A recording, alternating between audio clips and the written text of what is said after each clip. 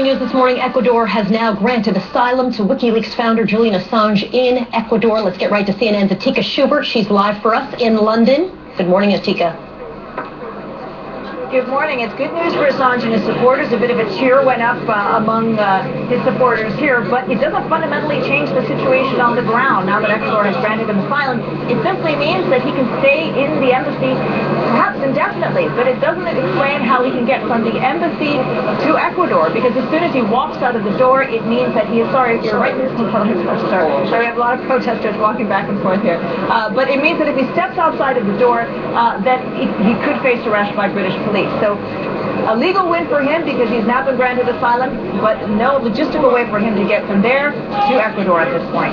So apparently Britain has said that if in the event that he was granted asylum, under the law they would have a week, and then they could go into the embassy and forcibly grab him, and they also could revoke the diplomatic status of Quito's embassy in London, which is right where you are. They said both of those decisions haven't been made yet, and they're hoping for a diplomatic solution. But this is really ratcheting up, I think, the tension. I mean, if you're talking even, down the road a little bit about going in and grabbing a guy out of an embassy, that takes this conversation to a different level, doesn't it?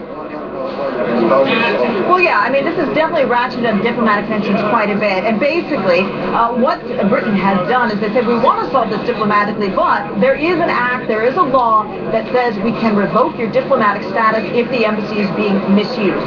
Now, if that is done, then they would have the ability to go in and arrest him. However, for that to be done, obviously takes months. It could be legally challenged, not just by Ecuador, but by other countries as well.